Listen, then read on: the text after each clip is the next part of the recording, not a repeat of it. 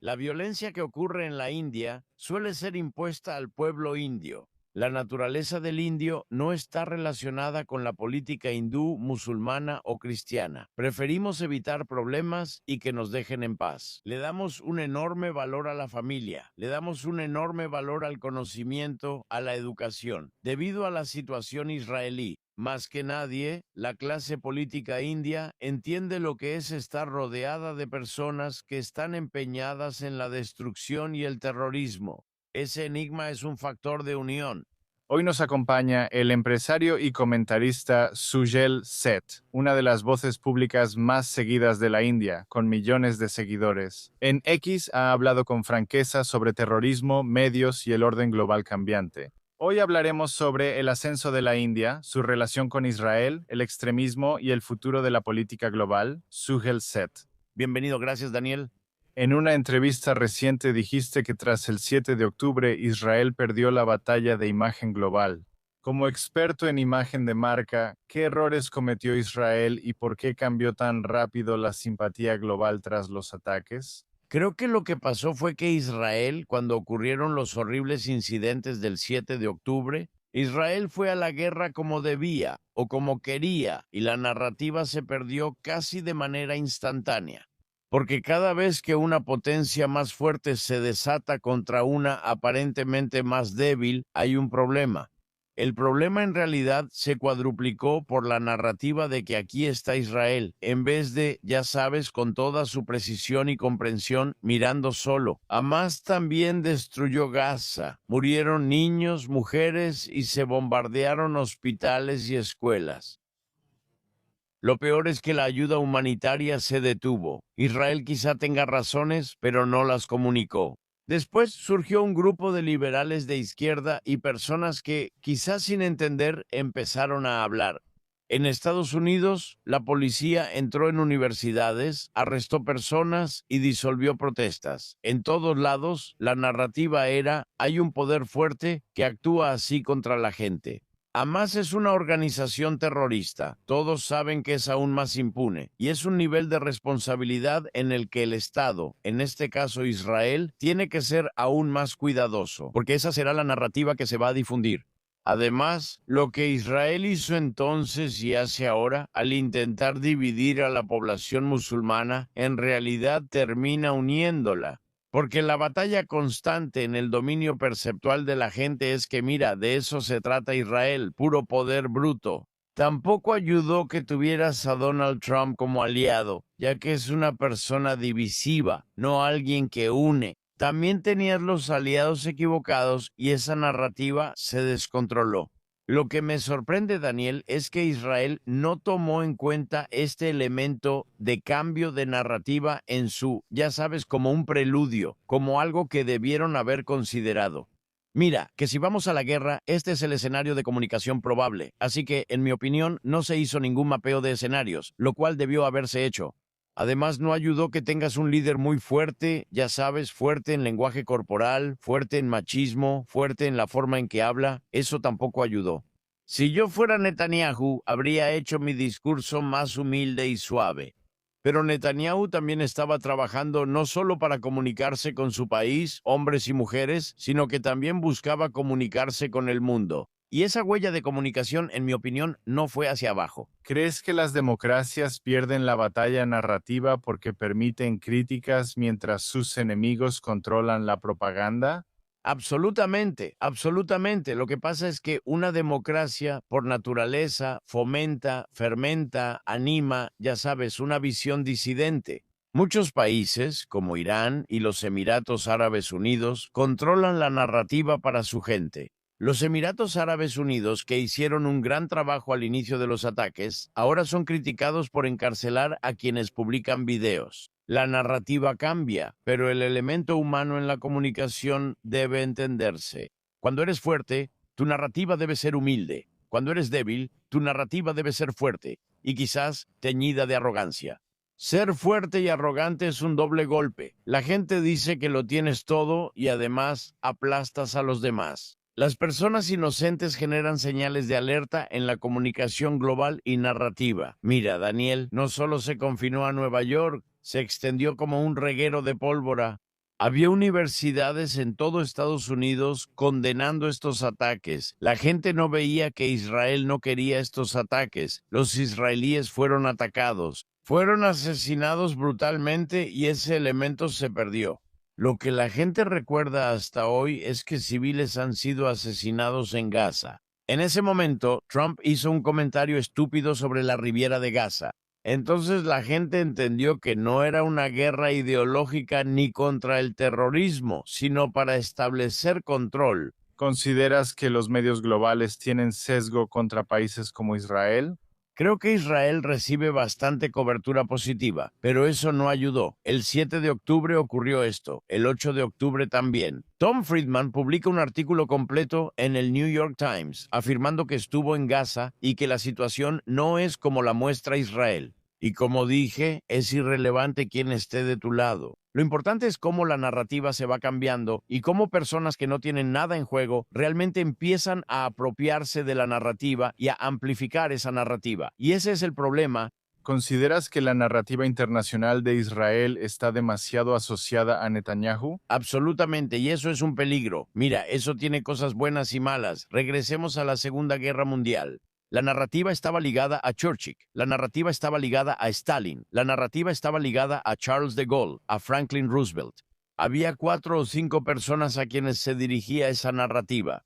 Hoy tienes a Netanyahu, y mira, todos creen que Netanyahu estaba haciendo esto, también por motivos electorales dentro de Israel. No hablo del ataque porque nadie esperaba algo tan horrible, pero después del ataque, lo que sucedió se vio claramente como Netanyahu actuando según sus compulsiones políticas y su deseo de permanecer en el poder. Digo, mira lo que pasó ayer en Israel. Todos especulaban si estaba vivo o muerto. Luego publicó fotos con su esposa en un café, así que otros controlan las narrativas. Nadie, persona o Estado, puede apropiarse de una narrativa. Solo puedes controlarla cuando surge una narrativa opuesta a tus necesidades o la verdad. Entonces debes dar una contranarrativa y lo importante es lo que dices en ella. El problema con Netanyahu es que él responde, pero a veces no responder es en sí mismo una respuesta. Ya sabes el dicho, no pelees con un cerdo, te ensucias y al cerdo le gusta. Siguiendo lo que dijiste, ¿podría Israel mejorar su mensaje global separando la historia del país de la personalidad de Netanyahu? Absolutamente. Y lo que pasó fue, Daniel, que después del 7 de octubre solo había una voz de Israel que era la de Netanyahu. No vi industriales ni jóvenes hablar y si lo hicieron, su mensaje no se difundió. ¿Sabes? El hecho de que Israel sea tecnológicamente avanzado, los pasos que han dado en cuanto a genómica, ciencia, tecnología, agricultura, todo esto es desconocido. Y a veces ayuda a crear todo un panteón de otras voces que representan diferentes corrientes. No he visto a ningún líder cultural en Israel hablar de esto, y si lo han hecho, no se ha amplificado. Hablemos de la India por un momento. ¿Cómo cambió la historia de la India una vez que el primer ministro Modi llegó al poder? Esto es lo que pasó en el año 2000, desde 2004, de 2000 hasta 2014, un primer ministro impecablemente decente llamado Dr. Manmohan Sen, quien era tecnócrata y académico, pero todos sabían que no tenía poder en el cargo. Sonia Gandhi no tenía el cargo, pero sí el poder, así que todos lo sabían. Al final del mandato del Dr. Singh no era por él personalmente. Tuvimos los peores escándalos corporativos y financieros, haciendo que el país fuera visto como el centro del amiguismo capitalista. Había mucho disgusto e ira. La comunidad y diáspora india no residente también estaban desvinculadas de la idea de la India. ¿Qué ocurrió en mayo de 2014 cuando Narendra Modi asumió? Hizo 2 anuncios importantes. Él dice, yo no tomaré y no permitiré que nadie tome, refiriéndose a la corrupción. Segundo, y aún más importante, dijo que debemos volver a nuestras raíces indias para recuperar nuestra identidad. Él sabía que el legado civilizatorio y los atributos de la India se perdieron tras la independencia. También estaba el BJP, el partido que él lidera, que obtuvo una mayoría abrumadora, lo cual ayudó cuando impulsó las cosas. Ahora, mira algunas de las cosas que la India ha hecho, que son notables de cualquier manera. Ningún país tiene nuestro nivel de digitalización. ¿Qué implicó esto? No significaba que Daniel pudiera ir con un vendedor de frutas y, ya sabes, mostrar su teléfono y pagar el dinero. Esa no era la idea. La idea era frenar las fugas en transferencias directas de beneficios del gobierno a los más pobres, que antes eran enormes. Estaban en el rango de casi 30 a 40 mil millones de dólares al año. Ese año se detuvo. Como consecuencia, lo que pasó fue que la India se volvió cada vez más transparente en la forma en que funcionaba el gobierno y en la manera en que funcionaban los departamentos gubernamentales. Puede que no sepas que hoy en India el Departamento de Impuestos sobre la Renta, temido en todo el mundo, es anónimo. Así que no puedes sobornar a nadie porque no sabes a quién sobornar. Todo está automatizado, todo está basado en plataformas tecnológicas. Cuando introduces tecnología, haces dos cosas: aumentas la transparencia y eliminas la objetividad. Entonces no es lo que siento, sino lo que el sistema dice. Y lo que también me importaba mucho era que Narendra Modi ya había hecho 14, 15 años como jefe de gobierno. Él sabía cómo gobernar un estado, e India no es más que una composición de sus estados.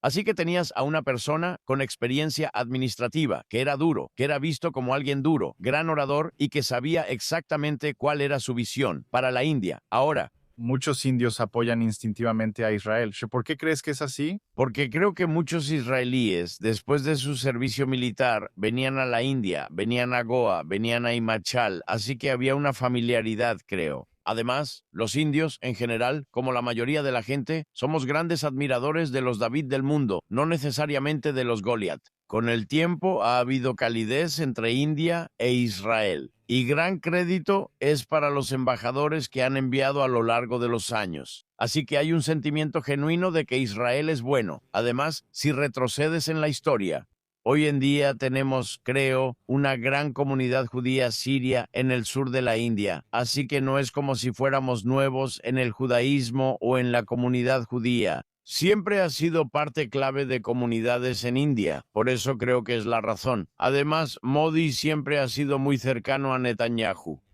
Supongo, su fortaleza les atrae mutuamente, el hecho de que son líderes fuertes y el hecho de que tienen terrorismo en sus fronteras. A veces no es la ideología, sino las circunstancias que te unen. Tenemos a Pakistán en nuestras fronteras, mordiéndonos todos los días con actividades terroristas, igual que ustedes. Recuerda que India también tuvo una gran relación con Yasser Arafat y la señora Gandhi.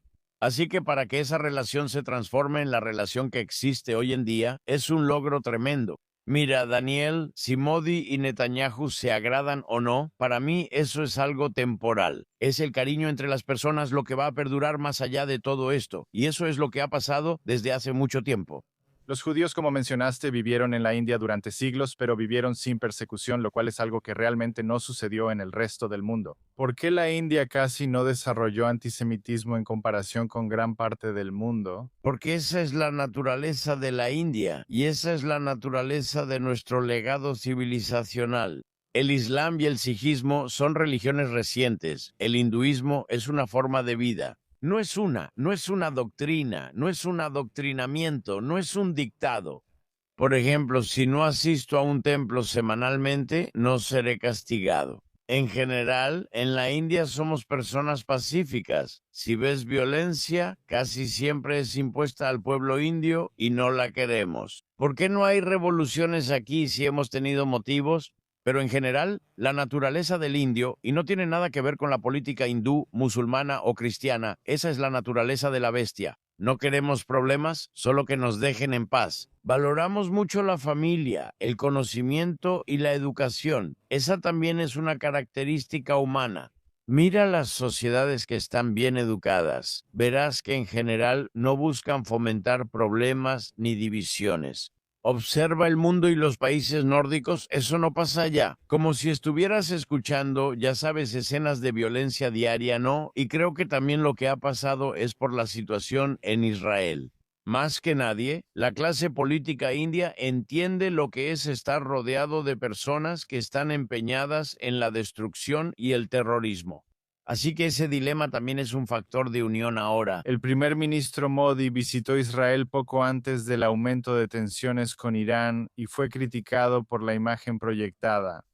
¿Esa crítica fue justa? Para nada. Mira, Daniel, el problema en la India hoy es que tenemos una oposición irresponsable y un líder de la oposición aún más irresponsable. ¿Esta guerra entre Irán, Israel y Estados Unidos fue obra nuestra? No. ¿La planeamos o participamos? No. ¿Sufriremos también por la guerra como todos los demás? Sí, fue una tontería que algunas personas dijeran que Modi fue a Israel, regresó y a los 3 días Israel atacó a Irán.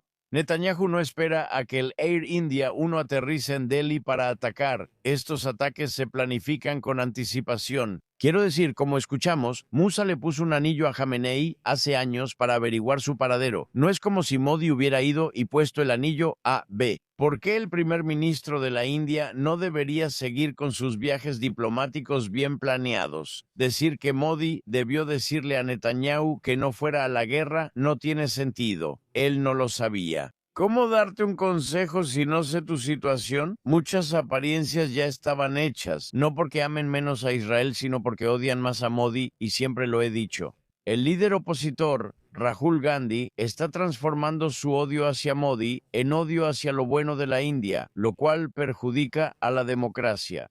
No puedes tener una oposición débil, pero tampoco le corresponde al gobierno imponerla. Daniel no puede salir a buscar una oposición. Si eres líder, es tu problema, pero si no actúan seriamente, ellos pierden. Lo más importante es que India pierde porque una democracia necesita una oposición fuerte.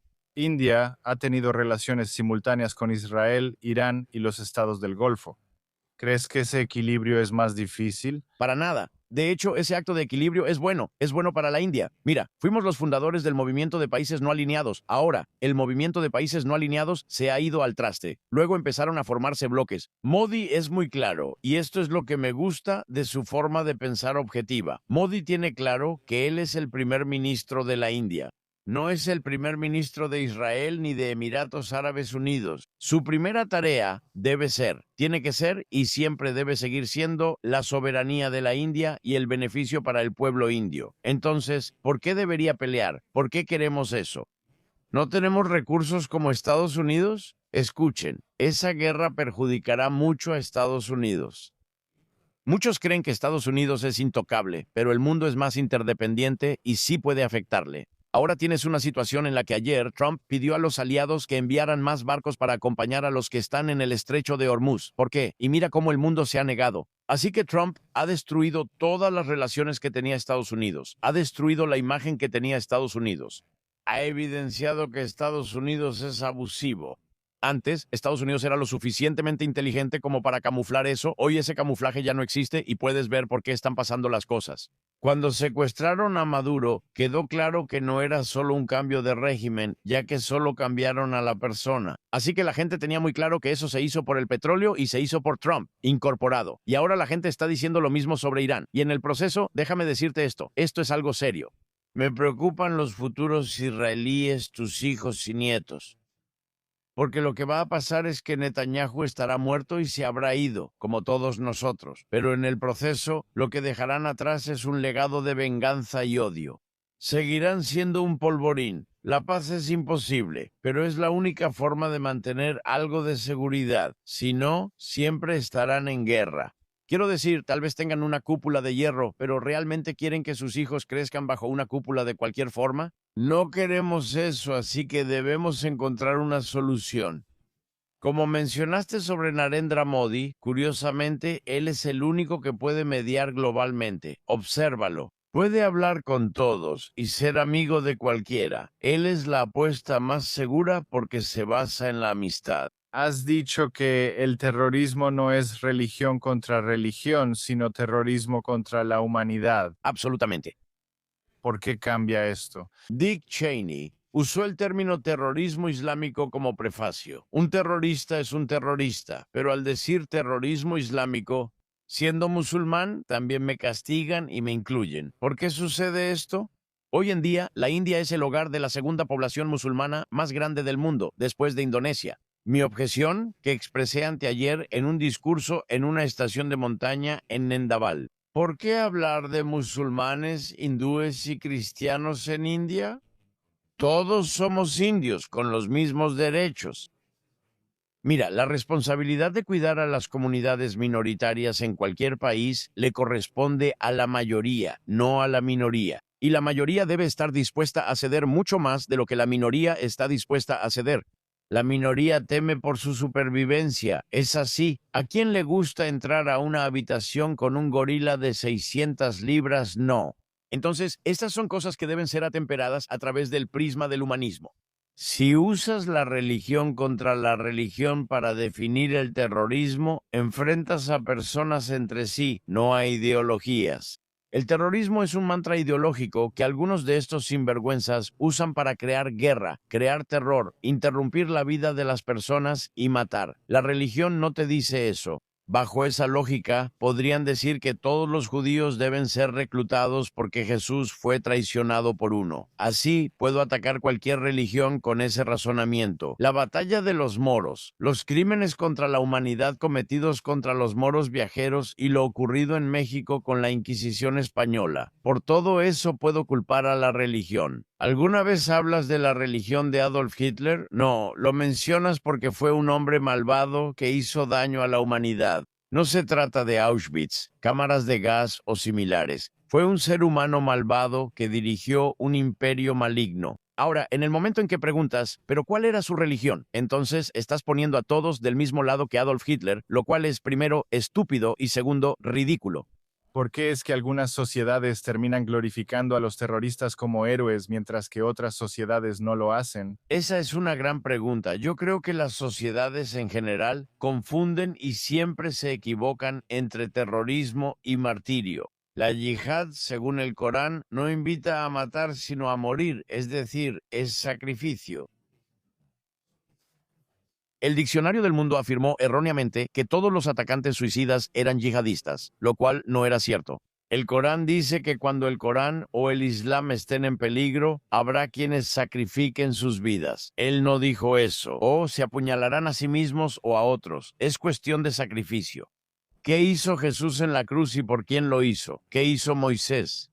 ¿Qué hizo Gurú Nanak Dev Ji cuando fundó el sijismo? Habló sobre Ekonkar, un solo universo que tienes. Las sociedades piensan que los terroristas se sacrifican por ellas, pero deben cambiar esa visión, Daniel. Voy a ser miserable si me permiten vivir sabiendo que la persona que me está dando mi vida en realidad ha quitado la vida a 1 millón de otros. No quiero a ese tipo de persona en mi vida y ciertamente no quiero venerar a ese tipo de persona, la gente no lo sabe, así que el punto que estoy haciendo es que sí, tienes toda la razón, las sociedades están observando. El terrorismo es más romántico que el martirio. El mundo ha venerado a los terroristas por años. ¿Recuerdas el romanticismo que la gente construyó alrededor del Jeque Guevara, que continúa hasta el día de hoy? Así que depende de A, en qué punto de inflexión de esa sociedad ocurre esa veneración, y B, si la veneración continúa.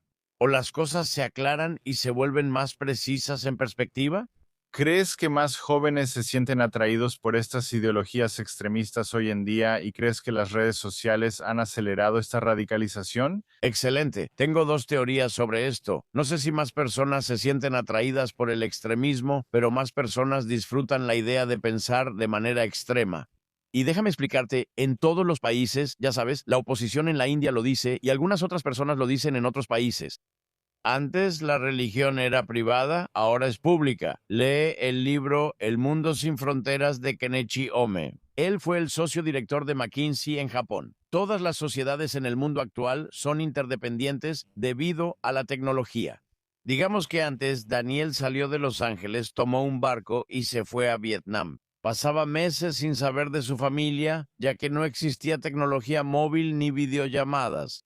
Hoy podría estar lejos de mi país natal, pero seguiría en contacto diario, incluso en segundos. El mundo interconectado genera más problemas de los que imaginamos. Por ejemplo, hay 70,000 iraníes en Nueva York. Puedo apostar, Daniel, que la discusión en las salas de estar de Nueva York, donde estos iraníes están junto con no iraníes, girará en torno a la guerra. Todos tienen información, pero la preocupación es cómo distinguir la correcta de la falsa y cómo interpretarla. A veces, en la interpretación, dejamos que salga a la luz nuestra propia agenda y la nuestra. Como siempre he dicho, en general, en la India la mayoría no tenía problemas con los musulmanes, pero los ricos sí. Si investigas, muchos admiten que no les gustan. Siempre existió esa actitud. Así que lo que también estamos viendo, de una manera curiosamente irónica, es que mientras el mundo está interconectado, los líderes fuertes quieren crear barreras alrededor de la identidad nacional.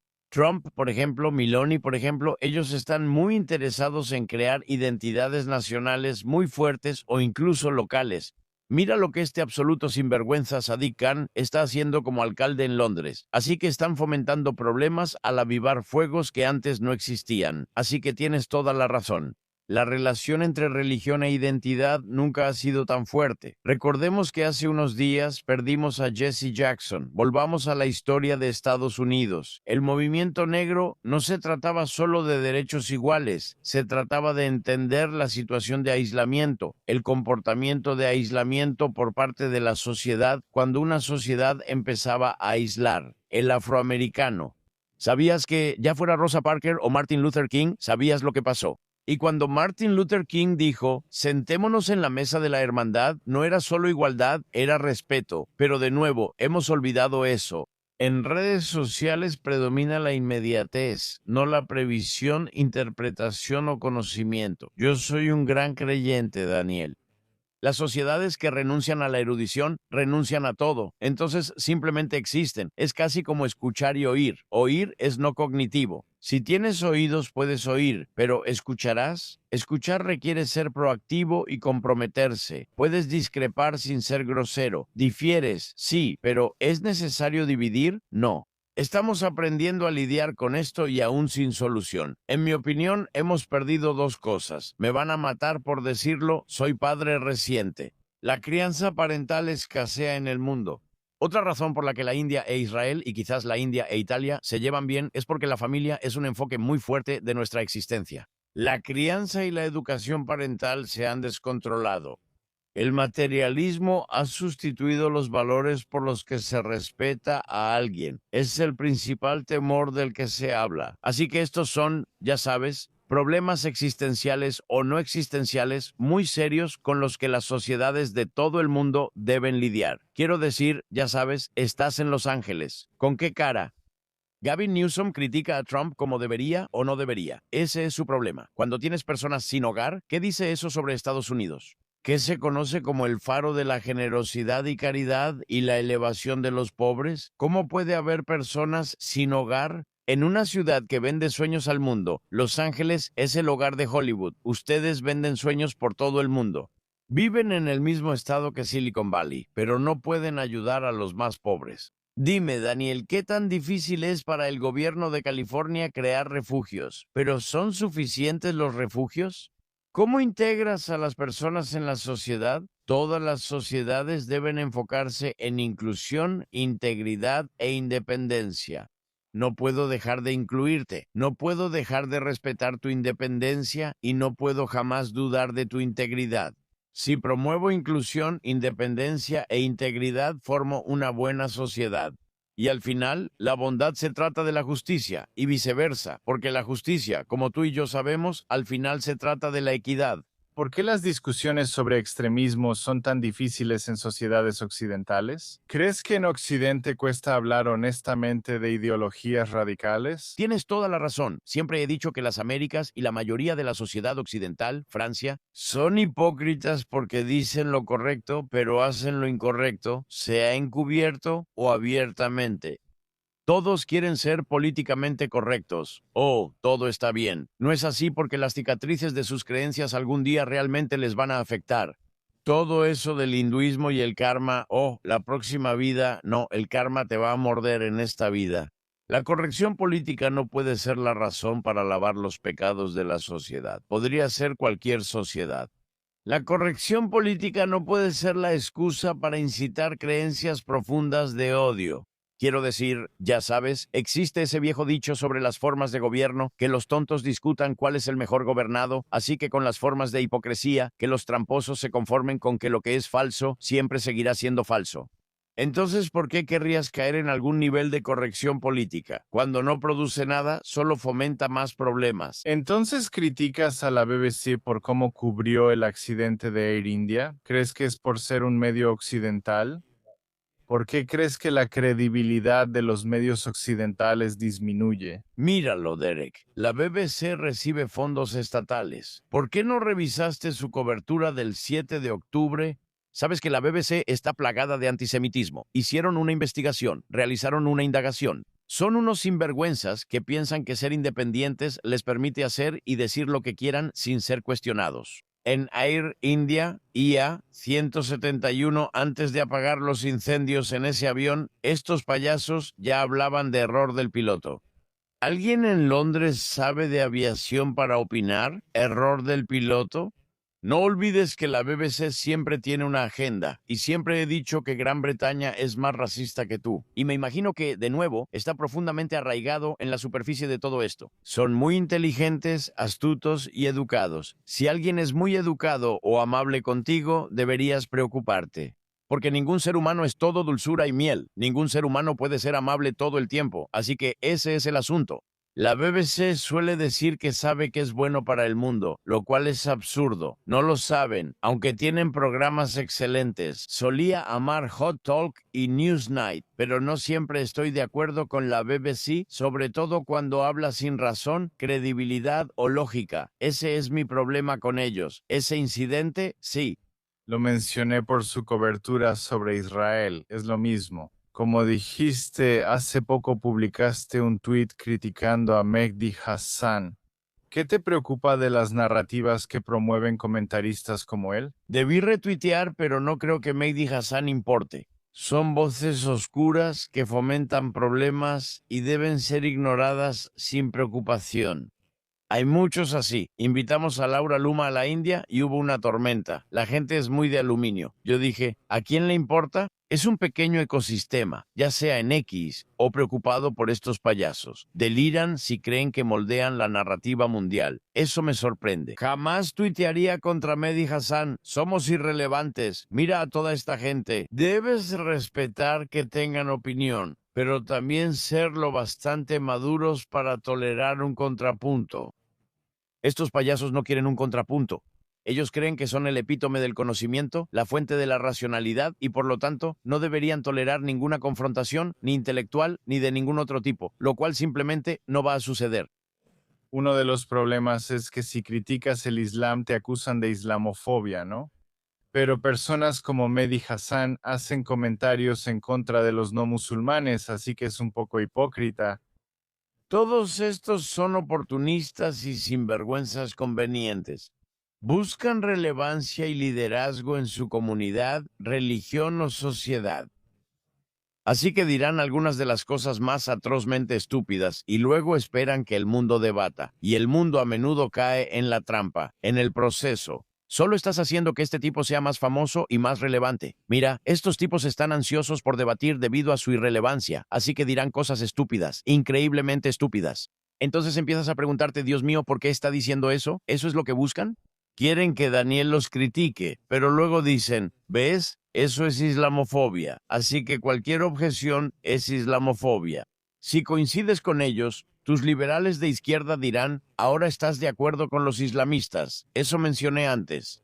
Hemos fallado en distinguir entre ideología religiosa e ideología individual. Que Mehdi Hassan sea tonto no significa que el Islam lo sea, pero algunos no distinguen eso. El contrapunto suele presentarse como si estuvieras en contra de la religión, no de la persona sobre la que escribiste. Después de visitar Nueva York, notaste que Estados Unidos estaba muy polarizado. ¿Qué te sorprendió de eso? Creo que está profundamente polarizado como nunca antes. Nunca lo había visto así, por eso principalmente visito Nueva York.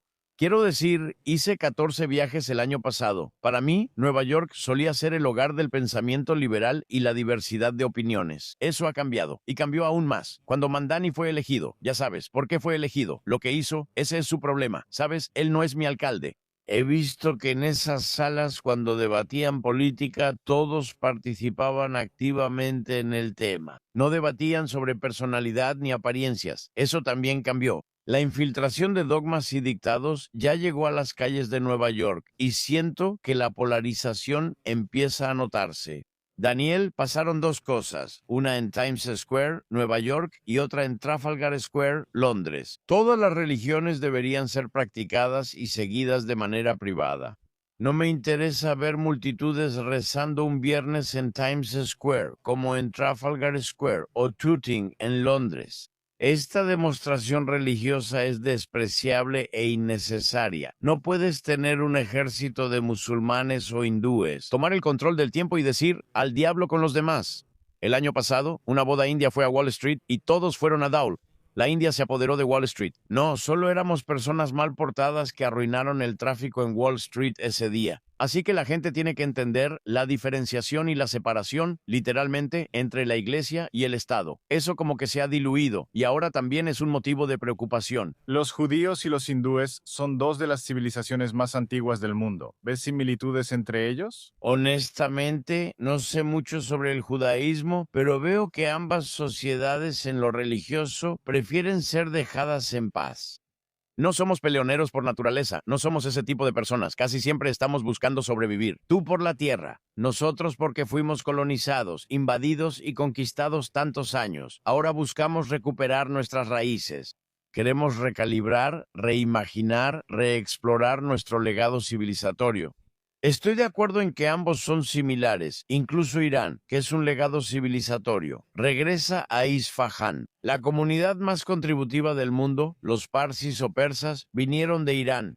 Así que regresa a la historia y verás que las sociedades en general quieren vivir en paz. Nadie quiere conflictos diarios, nadie quiere problemas diarios, pero luego tenemos personas, ya sea dentro de nuestras sociedades o personas de fuera, que generan problemas y nos obligan a hacer cosas que van totalmente en contra de nuestra naturaleza, en contra de nuestro legado civilizatorio y en contra de nuestro propósito. Esa es la preocupación. ¿Por qué crees que algunas civilizaciones sobreviven durante miles de años mientras que otras simplemente no pueden? Supongo que así es como mantienes la civilización y deben pasar dos cosas. Una es seguir actualizando ese legado.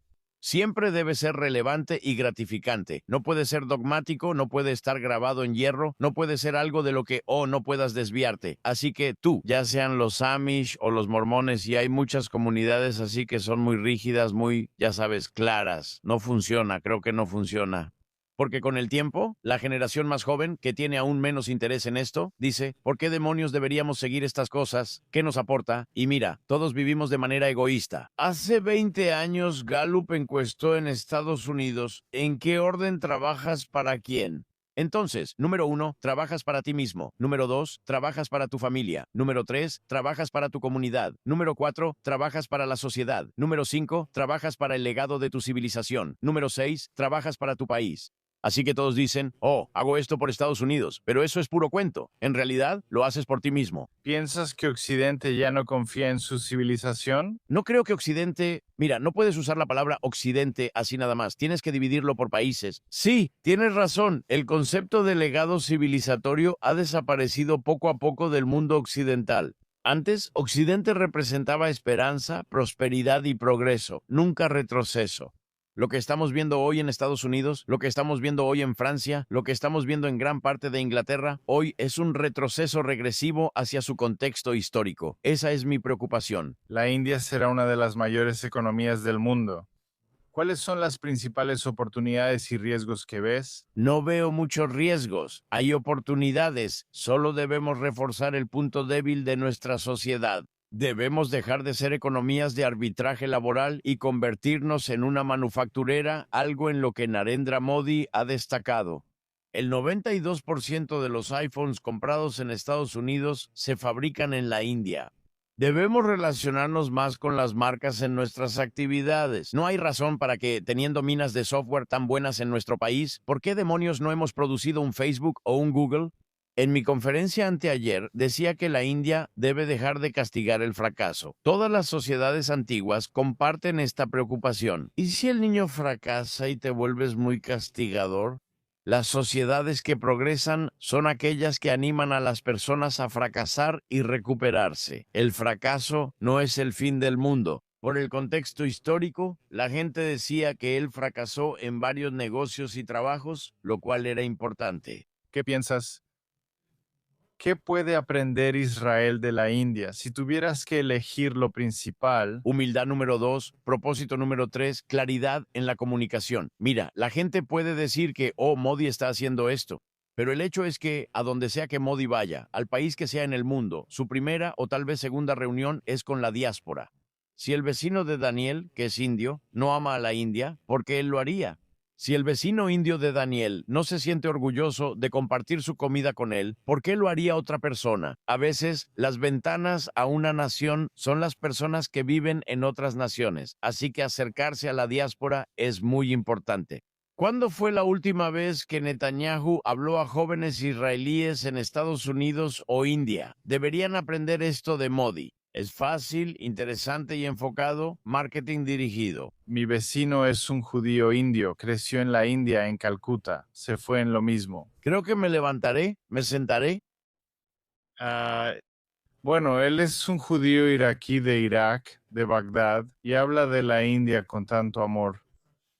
Dijo que nos fuimos porque ya casi no había judíos en Calcuta. Él ama la India y su hija se casa el martes en la noche. Y él dijo, pondremos un puesto de comida india ahí. Tú eres. Cualquier persona india con la que hablo habla de la India con tanta pasión. Ese es mi punto. Si no comunican lo bueno de su país, ¿por qué lo haría otro? ¿Y por qué confiar en el New York Times o The Post? Mira, la interacción humana es el estándar de oro, ya sea que estés hablando de lo que has hecho, de por qué lo haces o de quién eres.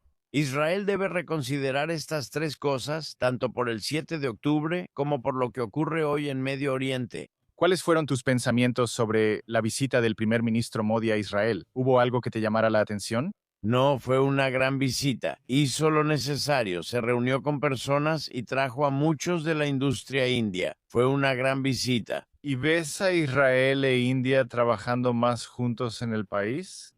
Sin duda, veo gran asociación entre India e Israel.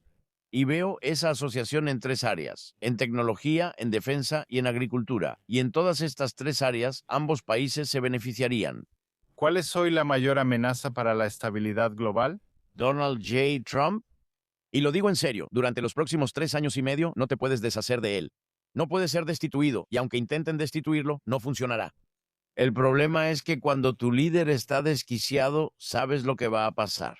Ya seas inversionista, ciudadano o quien seas, la gente quiere previsibilidad. Quieren saber eso. Al llegar a casa de Daniel, nos dará agua. No nos va a bofetear. El desequilibrio de Donald J. Trump es el mayor problema para Estados Unidos. Dice que hará grande a Estados Unidos, pero no puede lograrlo debilitando al mundo. Porque todo está interconectado. Ya no puedes decir seré independiente. Por eso creo que es importante. ¿Crees que los historiadores, al ver nuestra época, qué pensarán? ¿Dirían eso? Fue una época turbulenta y tumultuosa, pero la humanidad triunfó. No se puede quitar el humanismo.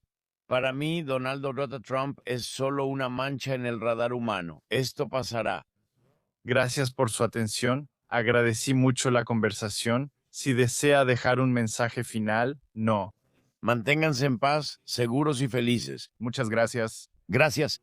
¿Fue mi error? Gracias.